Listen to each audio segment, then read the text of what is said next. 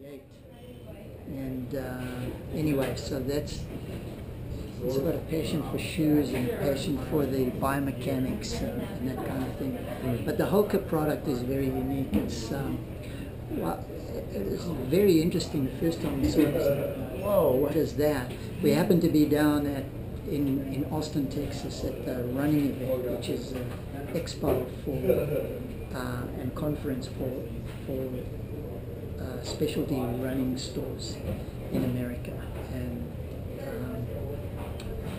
Nicholas Mahmoud, who's one of the co-owners of Hoka, happened to be down there, and he was just visiting, and he had on a pair of shoes that looked like this.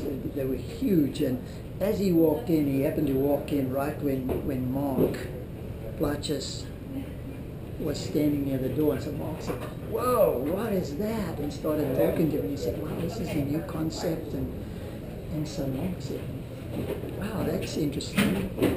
And so it's amazing. So you've got a world champion marathoner who sees something entirely different than he's used to, and instead of saying, no, that's not a running shoe, this is a running shoe, he's like, I want to know what's going on there. He's a physical therapist as well, and so started talking and said, and it looked so heavy, and yet guy said, no, it's really light. So Nicholas, he just walked in, and we happened to be right there. So Mark says, "Hey Johnny, come over here." And this other friend of mine, Stan, "Come and have a look at this."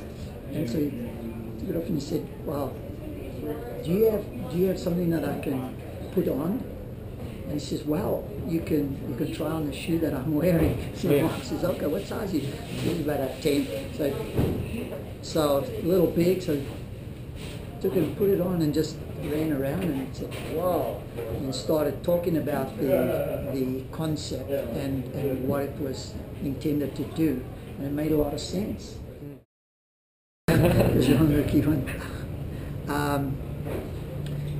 He was president of Solomon in France for about 12 years. And they were involved in doing a lot of. Solomon was owned by Adidas for quite a long time. They did a lot of work on the top spikes that they're using in the Olympics and stuff like that.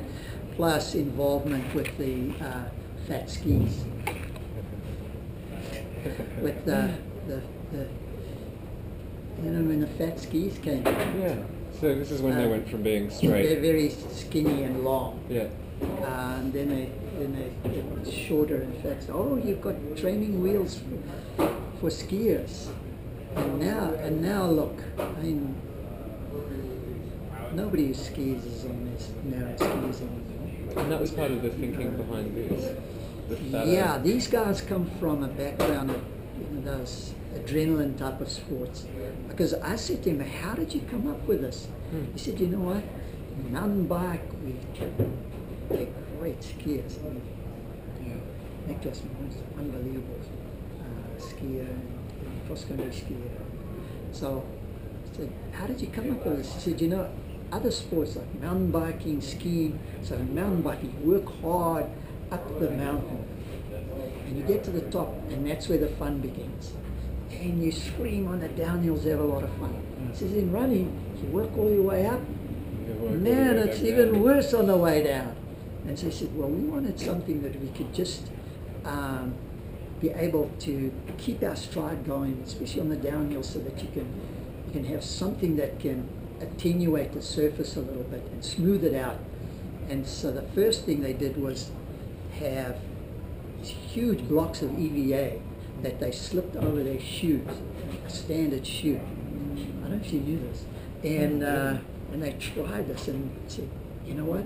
The feeling was great, but it was way too clunky." Yeah. So then they cut it back, and then they trimmed it. And it's almost like if you're working on a surfboard or something. You start with and then they got to sculpt it. So that they did the same thing with that, and then they found, well, look, let's put it on a shoe and let's try that. So then they experimented and eventually came out with something like this. In fact, Nicholas has given me a shoe, one of his original shoes that he's Oh. done thousands of miles on. It's super light. The thing has done, I don't know how many kilometers in it. But that was one of the first prototypes. And that thing is, because you can see how it's been starved on the side to make it narrower. But see, that's how you come up with stuff. You got to try it. You got to tinker with it, and you know. So the word innovation keeps getting applied. You know, 100 times it's, you know, you try something and it's terrible. You try something else and it's much better. Gee, I don't know what's happened here. We got. I think the tongue is going to leave.